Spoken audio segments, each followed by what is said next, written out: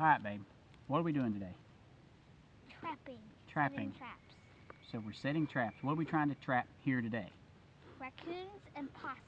Why are we trying to trap raccoons and possums? Well, there's two reasons.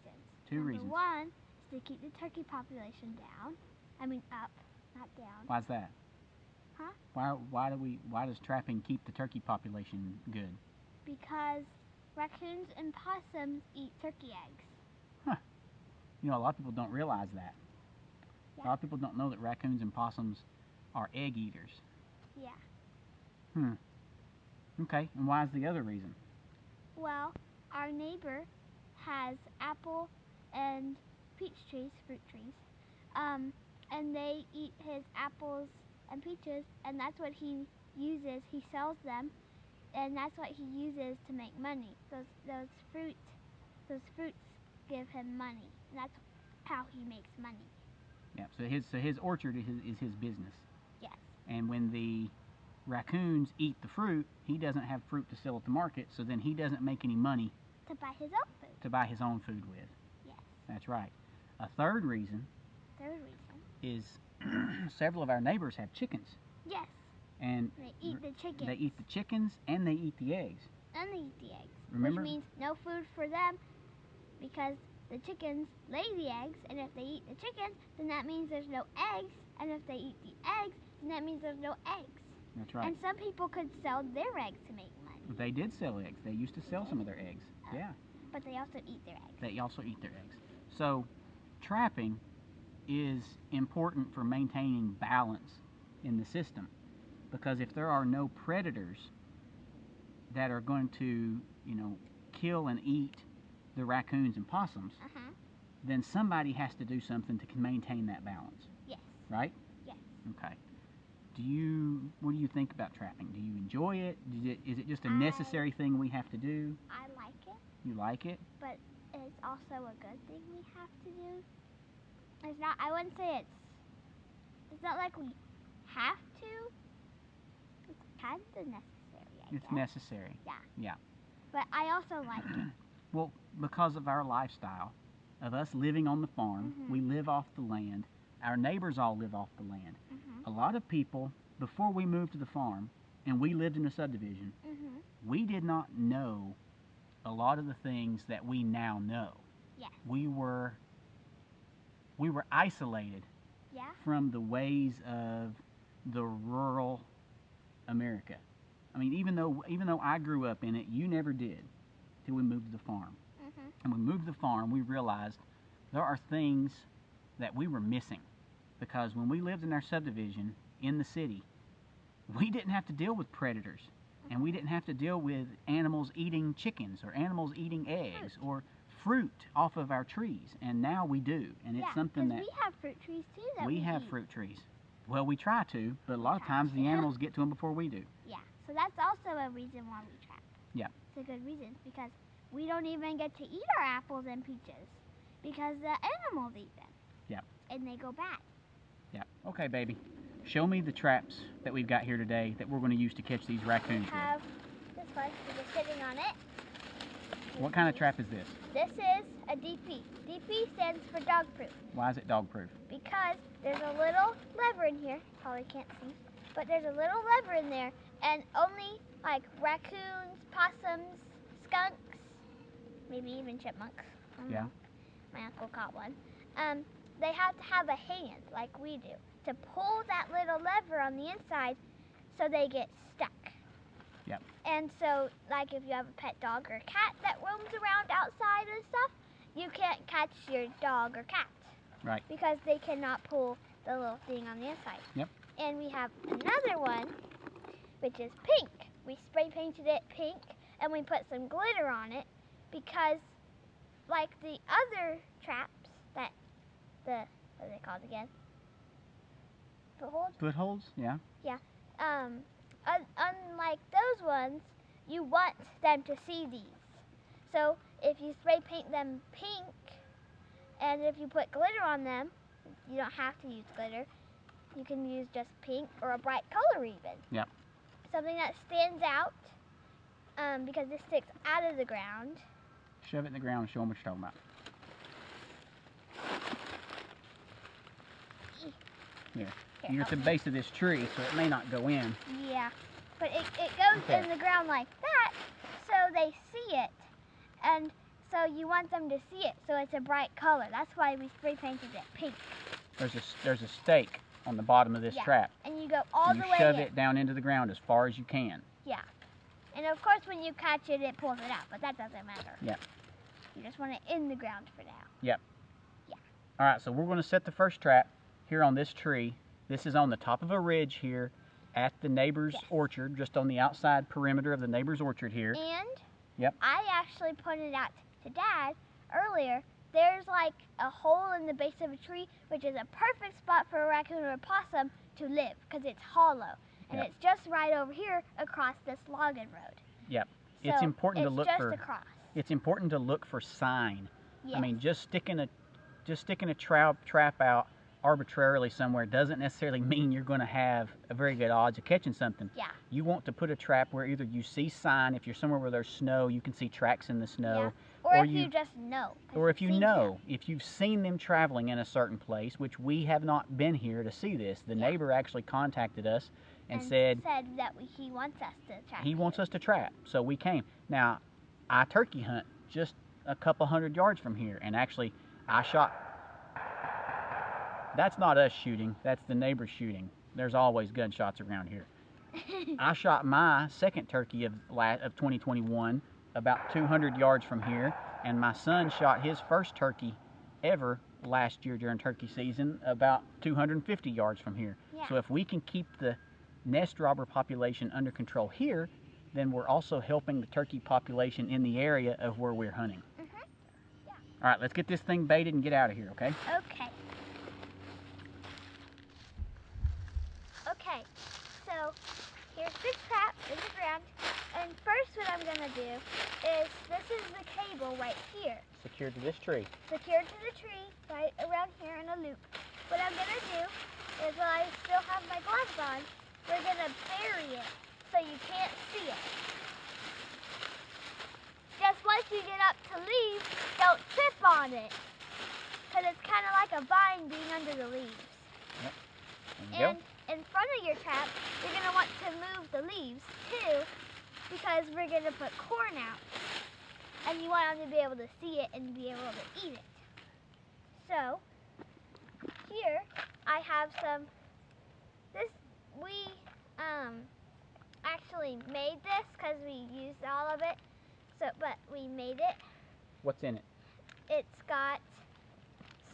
has a little bit of dog food, some cat food, corn, cinnamon. Cinnamon's kind of is strong smelling and it's kind of sweet. And I put some of my cereal that I don't like that's really sweet and it's got like candy coating on it. And I think I used Captain Crunch mixed berries because I can see like the colors in the jar. And I put a little bit of vanilla because that smells good. So I'm just going to put a little bit of this in front. It's very colorful too. The Captain Crunch will add color. And this is plain corn. So I did a little bit of this, and I'm going to do some plain corn. Right there. Okay. So now I'm going to need a stick. And I've got one right here. That's a living tree. That's a living tree, okay. Here's some hickory sticks right here. Okay, hand me some sticks. And I'm going to take my gloves off for this, because I'm going to need my fingers. So this is some long distance collar for raccoons. Yep. So I'm going to open it, and it stinks too. Smells like skunk, doesn't it? Yeah. Yeah. It's got skunk essence in it. Yeah. What are you doing? You're just dipping the stick in it. Just dipping the stick in. Sometimes you can put some around the rim, but for this we just shove the stick in the ground. And I like to put some of the sweeter stuff on the rim. Okay. Yeah, sticks right here. Okay. That stinks. I know. I can smell it really strong. So for this big stick, I'm going to use something special that we're almost out of that I love using. And it smells so good. the thing with raccoons, if you can't like handle really stinky stuff and it makes you want to throw up, there is sweet stuff. Yep. And it smells so good. It's kind of like syrup. Yes. Something that we use that sometimes I can't stop smelling that we use for raccoons. It was plain corn with peanut butter and crunchy peanut butter and vanilla in it, and it was so good. Smelled so good.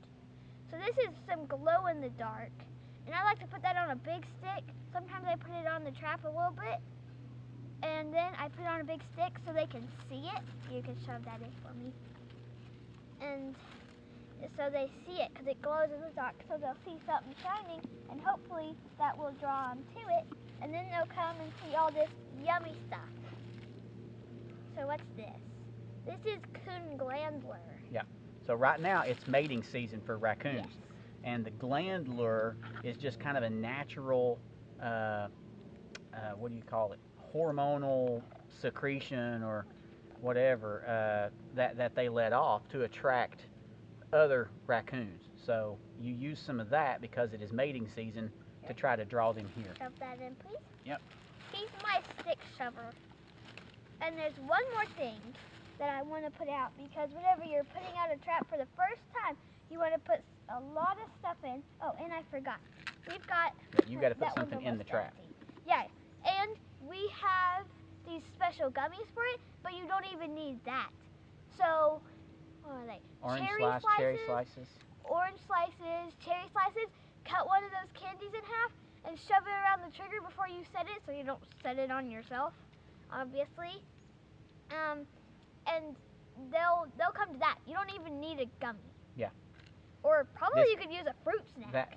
The gummy she's talking about is a large, kind of silicone type, scent impregnated or rubber type. It's silicone. Yeah, it's one of these, and they're scented to be like crawfish, or crawdads, depending on what you call them. But it's just a large silicone, rubbery, kind of like a plastic fishing worm kind of thing. And you just stick this in there, and it gives them something soft to grip, to get a hold of, so and they can grab that pull it little out. stick easier. Yep, and it pulls the trigger. Yeah, put that back in. And right here, in this little thing here, this was, I don't remember what this was. I don't remember. I mean, you could use an old pill bottle, I guess. Oh, this was a vitamin bottle. That was a My vitamin vitamins bottle. came in that. Yeah, an old vitamin bottle. You could even use this, and since this hole's so small, it's kind of hard to get stuff in there, like corn with such a big container like this. So we use this, and we put some, I think this is like molasses corn with some molasses on it, in this little bottle, and it's so easy. You just open it, and you just pour it in the hole, because the hole of this bottle is the same size as in there. And you want to cover the lever. Is it covered? I can't see. A little bit more. That should be good. That's good. Yep. Okay. So there's one more thing that I use to put around the rim. This is the problem. If you're in the middle of a field, sometimes you have to bring your own sticks, but luckily we're not in the middle of the field. So this is it doesn't say what it is. It's Hallbaker's raccoon lure. Yeah, it just says smells. raccoon It lure. smells like molasses. Yes, It's a I really, call it the molasses stuff. Yeah, it's a really thick, rich, sweet, kind of a. I mean, it's, See, if you know what molasses are. Like molasses. Yeah, it's dark like molasses. Yeah, and I normally put that around the rim, so they like lick it off sometimes. Sometimes something will lick it off, and it smells so good. Yeah. And the weather tonight is going to be cool and clear after having rained several nights in a row. And tonight is really good weather conditions for these raccoons to be running these ridge tops. I mean, we're literally. Can you shove that in? Yep, we're literally on top of the ridge here, and these raccoons like to run these ridge lines, marking their territory and looking for, mating partners. Yes. And something also to remember.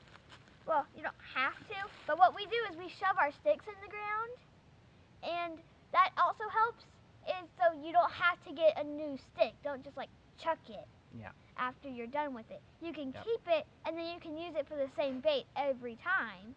And then instead of like whenever you come back, you're like, okay, don't need this stick, goodbye. you can use it again in the same bottle. Okay. Just I wouldn't recommend like mixing them Yeah. all. Is this one done now? Yes, this Okay. one is done. We're running out of daylight, and we've got another trap to run down here and set real quick. Yes. So, all right. I think that's good for this one. Let's pack our stuff up, and we'll run down here and get this next trap set. All right.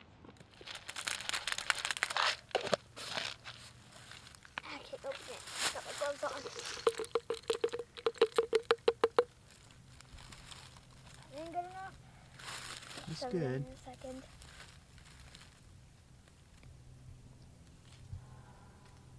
Cows.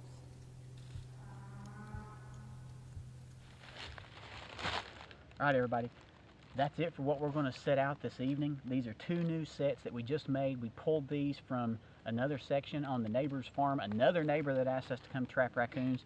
Taryn's already actually pulled 2 good-sized raccoons off of that farm. One of them is the biggest. Actually, one came off of our farm. Well, but no, 2 of them you've got from over on Abe. You got one by the pond and one yeah, over by. you're right, So you're she's right. got 2 large there. She got one from our property on our farm, but this is on the neighbor's property beside that. And so we're just now, you know, obviously this first set here, but we're going to get out of here. Sun has gone down. Temperature is dropping in a hurry. Oh yeah. These raccoons should start moving here any minute as sunset and darkness comes on here heavily real quickly. We're going to get this stuff. We're going to get out of here, and I guess we'll see you back whenever we check the traps next time. Yeah. Good job, babe. Let's get out of here.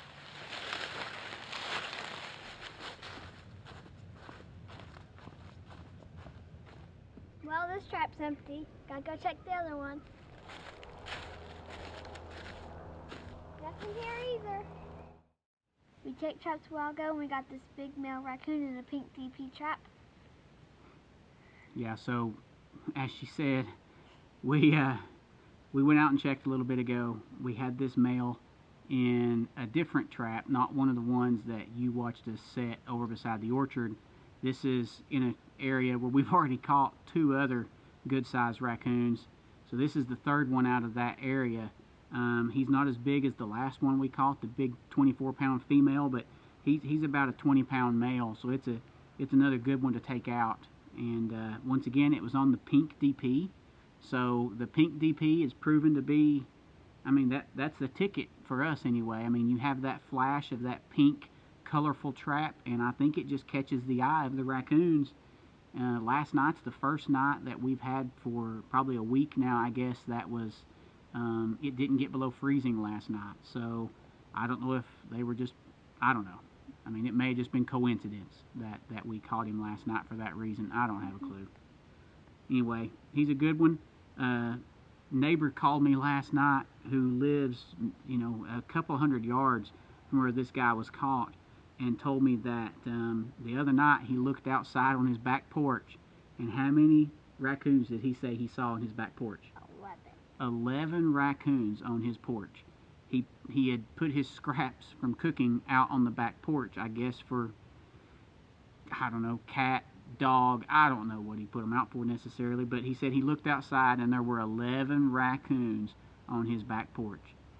That's a lot of raccoons at one time, and that's a lot considering we've already caught 4 from this area, and if he still has 11, then we're covered up in raccoon nest robbers. Yeah, it could have been 15 if we hadn't gotten these 4. Yep. All right, well, we're going to probably get this one skinned out. I talked to a guy a little bit ago who said he might know a person who might want the meat to eat. I don't know. He's going to reach out to him and see. But we might maybe get this one skinned out and get it fleshed, and we may start working on another hide here before long, try to tan one. So, all right, well, until next time, stay safe. God bless.